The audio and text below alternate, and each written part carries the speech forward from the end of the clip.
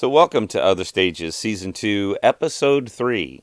On today's show, we will take a look at some of the amazing traditions and customs that take place this time of year. Plus, we will take a look at a new music video I uploaded this week. But right now, let's enjoy some music. It's Halloween. You know this one.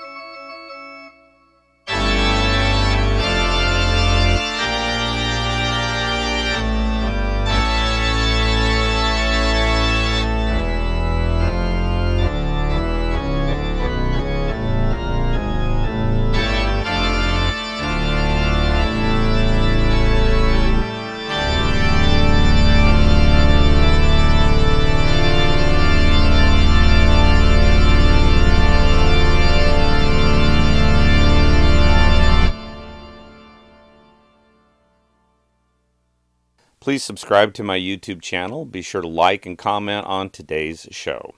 To support Other Stages, you can join me over on Patreon, or you can make a one-time gift on Venmo or PayPal. You can always find those links in the show description. Thank you. Now, when I was a kid, Halloween was all about costumes and candy. If Halloween fell on a school day, we got to wear our costumes to school, and usually the teacher would make sure we all got a nice piece of candy. There were a few kids who didn't celebrate Halloween because they thought it was evil. What in the world could possibly be evil about costumes and candy? I would later find out that it was their Christian faith that taught them that Halloween is evil. Now, I grew up atheist, so I had no idea that certain Christians didn't celebrate Halloween. I also found out that some Christians don't celebrate Christmas or birthdays. So at that time in my life, I was very glad to not be a Christian. Back in the 70s, there was a lot of mythology going around about drug pushers. Rumors abounded about hippies putting LSD into apples and cookies laced with marijuana. So trick-or-treating had to be very carefully supervised by Dad. We could only go to houses in our neighborhood, and then Only accept candy from good, wholesome-looking folks. Now, when it came to costumes, I was not a normal kid because I didn't grow up in a normal family. I was the kid who had season tickets to the opera and the symphony starting when I was just 5 years old. So my idea of a great Halloween costume was Canio from I Pagliacci. My parents were a little indulgent back when I was little, and Mom and Grandma got together and sewed the costume. I think my brother went as Batman that year. We didn't go to church when I was a kid, and the kids at school who were the most proud of their Christian faith told me that Halloween, Santa Claus, and birthdays were all evil. So when my teenage employment landed me in church, imagine my surprise when on Halloween Sunday, all the kids showed up in costume, and Monsignor Hayes brought them all up around the altar and told them about the Christian tradition of Halloween. Halloween's origins are most commonly traced back to the Celtic festival of Samhain. Now, the word is spelled Samhain, but my sources inform me that it is pronounced Samhain. Samhain commemorated the end of the harvest season and the blurring of the physical and spiritual worlds. 2,000 years ago, the Celts inhabited the area that is now Ireland, United Kingdom, and northern France. Samhain was celebrated at the midpoint between the fall equinox and the winter solstice.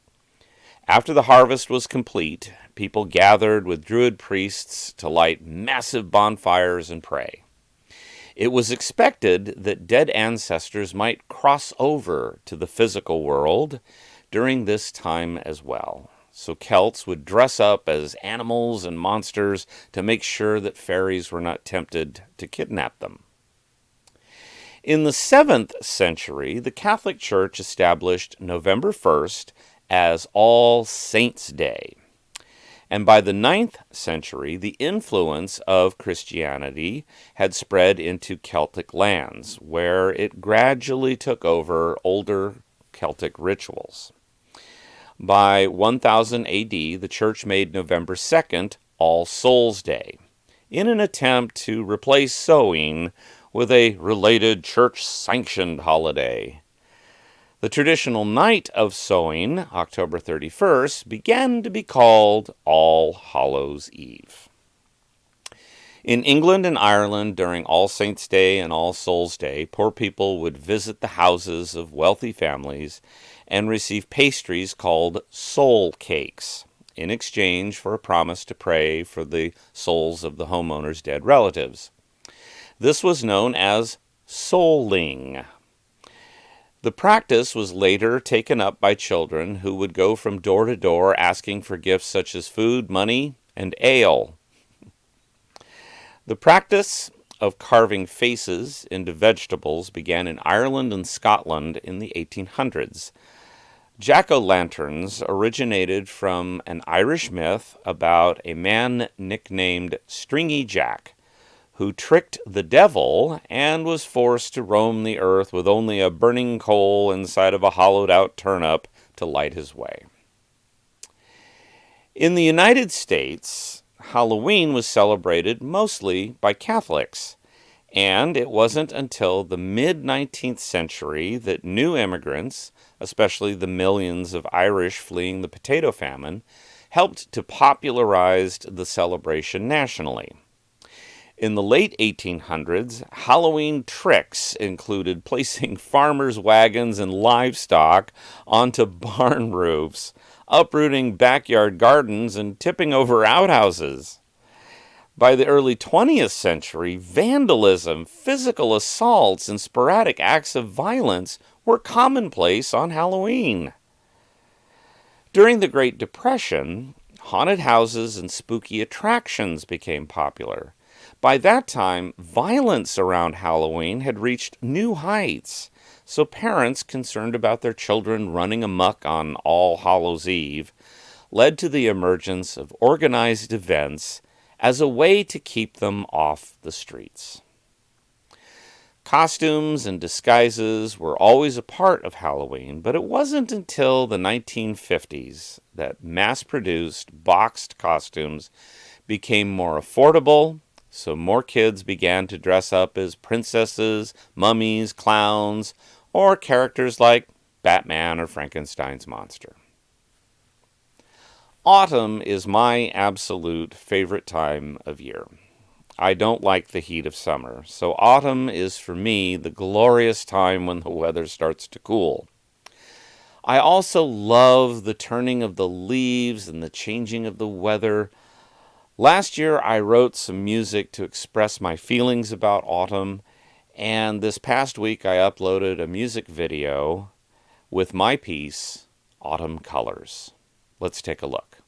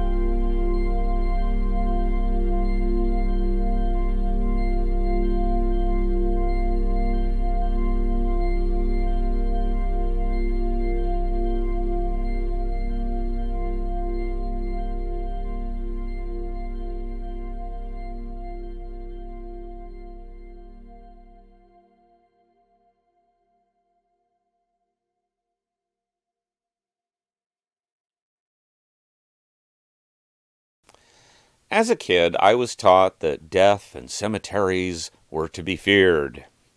Visiting a cemetery was dangerous and should only be done when somebody is being buried. Whenever a family member died, the number one question was, why? There seemed to be this pervasive attitude that if somebody died, it was because maybe they did something wrong. Aunt Martha died? Was she a smoker? Did she fall down the stairs? Was she in a car wreck? Well, no, she was 98 years old. When I started dating Aileen, I discovered that other cultures view death in an entirely different and really very refreshing way. And here to tell us about her experience with the Mexican tradition of Dia de los Muertos is my wife, Aileen. In my family, we grew up a little bit differently, separated from some of the traditions of my culture, simply because my parents, growing up, had experienced varying degrees of discrimination based on their own heritage. And as full-born Americans, they were still trying to look like they were assimilating because that was expected of anybody who wasn't white. And so for them, they grew up being chastised for speaking Spanish, which was what they spoke in their homes with their parents sometimes, even though even some of their parents were born in America as well. In fact, my family goes back four generations as full Americans. But, of course, because of the color of our skin and our name, people tend to have preconceived notions going into it. But so my parents in particular were very sensitive to that and wanted to make sure that their own children didn't experience a lot of discrimination. So they didn't really actively speak Spanish to us in home. And they also were a little concerned about how much of the traditions to really expose us to. But we will still exposed to a lot of things just in general everyday experience, just because of our situations with our extended family members, and even just in the things that we did regularly that still exposed us to what those traditions were. So even though we didn't specifically celebrate Dia de los Muertos in the form that most people recognize in building altars and going to decorate the cemeteries so much, we still were visiting the cemeteries quite a bit. And so that tradition still carried in.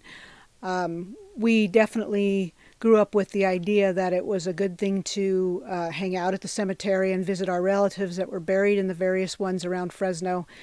And the fact that we were not afraid to do that, and that we always wanted to continue to remember those who have passed on. Again, those are all parts of the tradition. So even though we didn't do all the things that people recognize as the formal Dia de los Muertos, we still did all of the actual traditions that are what they are ingrained to be. So from that, as I became an adult, once I started working with the Fresno Bee newspaper, I also came in contact with Vida en el Valle, which is a bilingual newspaper that we are lucky enough to have in Fresno that covers the Central Valley. And through working with them on certain projects, I became more and more exposed to my own heritage, reminding me what it was that I came from and the beautiful traditions and celebrations that are done all year round. And so Dia de los Muertos was one of those. And I became also interested in the arts, of course, as I was in high school. And that's what my natural inclination was, to be an artist. And so when I started on my own being able to go to art galleries and museums, of course, Arte Americas was one that I definitely visited and became more involved with the community in that gallery as well, in that museum. So their regular Dia de los Muertos celebrations that they have every year and their exhibits that they have every year, of course, I was getting to see that and getting to know people involved with that. And as the years have gone by, I've now exhibited with them many times and been involved with setting up altars in addition to sharing my own art for those exhibits. So as I became an adult, I started to re-embrace all of the traditions that were ingrained in our daily life, but not to the extent that we see in the way that they're promoted on television or in movies. And so that gave me the opportunity to do those again. And so I started doing my own altars in my house, and I also did a lot of outside celebration, getting involved with those things, like at Art Day and other places that did those types of celebrations, to reconnect with what that meant in my heritage. And for things that I remember most is when attending those things in particular, and of course the way that they present them so that you understand the history of Dia de los Muertos and honoring those who have passed before us. It gave me a lot of pride in my own culture that I did not have before, because I didn't know of the depth of it, not because I was in any way feeling insecure about my heritage at all. I've never felt that, but because I just didn't get exposed to as much as I possibly could. And so later on, as an adult, I started to find those connections, and I got more exposure to all the traditions of Dia de los Muertos, and it was beautiful, and it really made me feel an increased sense of pride about my own culture, which was wonderful, and it still continues to this day. And so getting to reconnect to that has opened my eyes to all the value of it. And again, even though we weren't formally doing the things that we thought were a part of those traditions when I was a child, we still were in a large sense, because there were a lot of things that we grew up with that were a part of our daily life that ended up being a part of Dia de los Muertos and honoring all of our ancestors. So, of course, the things that I remember and think of most with that are the most important traditions of this day are the 3 deaths that we remember. And I talk about this with a lot of friends, that I think is a really beautiful way of summarizing the values that are behind Dia de los Muertos, which is the 3 deaths. And basically, when we have someone who passes, when they die, that's the first death, because they have left this mortal coil. They are no longer in their body. The second death is when we bury them, and then we no longer see their body anymore. Say a final, either they're cremated or buried in the ground. It's the goodbye of the former mortal self. And then the third death is one that you hope to never have, and that is when people stop talking about that person. So it's important, and that's why Dia de los Muertos exists, is that all year long we hope, and a lot of us remember our loved ones that have passed. But then especially at Dia de los Muertos is that celebration, that time where we really are welcoming back their spirit, and we put out an altar that has their favorite foods and photos and clothing and anything that reminds us of them and things that we know that they loved. And that's basically welcoming back for a visit. And then we have the wonderful flowers, the marigolds, that are these brilliant orange flowers that are lighting the way, the path for the loved ones to come back and visit with us. And so you have all this wonderful tradition mixed in with the values that are remembering the people that we loved and giving a sense of feeling of comfort that we are visiting with them again. And it's a beautiful way, I think, that connects us and reminds us of those that came before us. And so we do know that, of course, that this started way back in the earliest times in Mexico with the Aztec culture, that we still have record of things that they did that were the earliest examples of traditions that go along with Dia de los Muertos. And then all of the indigenous tribes and cultures that came after that and from that and continue through this day. And so there's Mexican Americans and Indigenous Americans, of which I am both, throughout the world now that celebrate that. And more recently, I've even connected in the last couple of years with people across the world through a Facebook group. And I've seen other cultures that have a very similar tradition, which has been really wonderful to see, because then you know that that tradition is shared so much that now other cultures have embraced it and are using it in their own way. And it's just simply a way to take away the scary aspect of when people pass, and also to bring life, as it were, to the cemeteries. It's not a place that we just put someone away and never see them again or never think of them again or just are afraid to ever go there. Of course, cemeteries are associated with horror movies and with scary things and all of that. But the true nature of Dia de los Muertos is remembering all of those people, and that's why you'll see so many times a lot of people, especially of my heritage, that will be having picnics at the cemetery and will be, spending time just enjoying and feeling like they're in the company of their loved ones again. And so it's a lively place at that point. It's a chance to reconnect and feel like you're still with them and they're still with you. And that's, I think, a most beautiful thing, because then it's no longer just a neglected place. You see candles, you see flowers, you see stuffed animals, you see everything that goes along with adorning the cemetery plots and the markers to those who you cared about. Now, I, of course, also, and I think a lot of people do, even include all of their pets, because for me, those are my loved ones as well. And so there's been quite a few years where I include the little clothing pieces and toys and things that were belonging to my pets, because they are definitely as valuable to me as any human life. And so, again, it's a way of welcoming back the memory that I have of those loved ones. And it's something that I think, again, is so important to remember parts of your own culture that are life-affirming. So it's not so final that we say goodbye and then we never think of that person again. And it's always, and if we do, it's just sad. It doesn't necessarily have to be that way. We celebrate who they were and we bring back their memory by sharing this day and all the traditions that go with it. The other thing, of course, is that it's important to remember that Dia de los Muertos is completely separate from Halloween. Dia de los Muertos is actually November 2nd. But it is celebrated through November 1st and November 2nd, because November 1st is All Saints' Day, which is also and originally considered the Day of the Innocents. And so it's for the children, remembering children.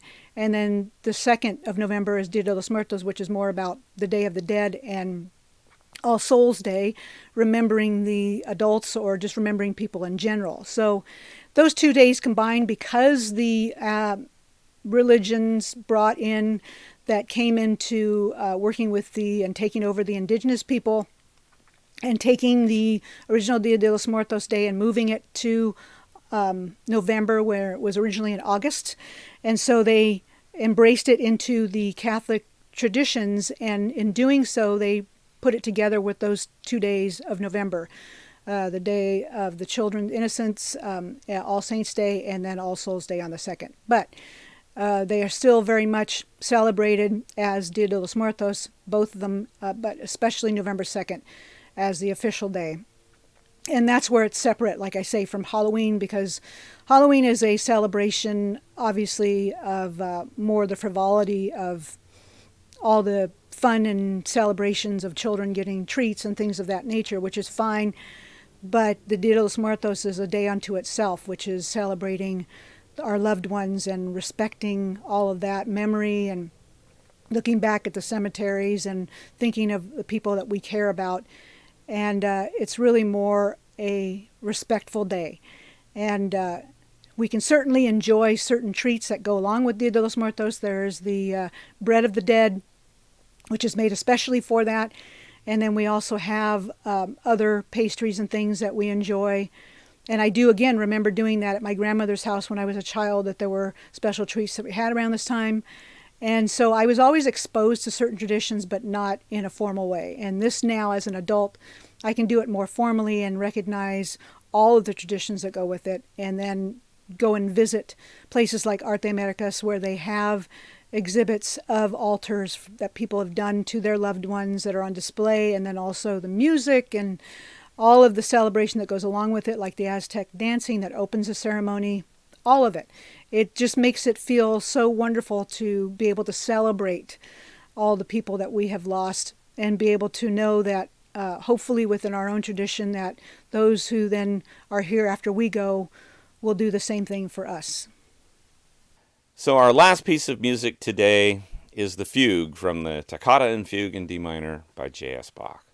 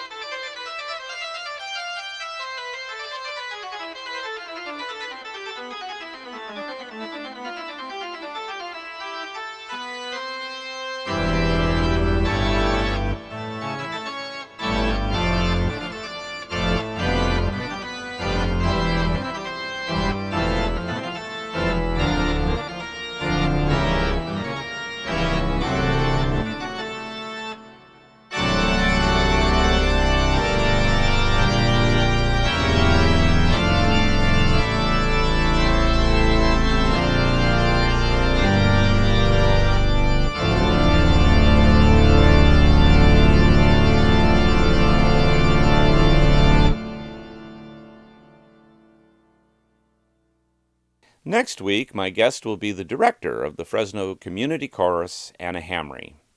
Thank you for joining me today. We'll see you next week.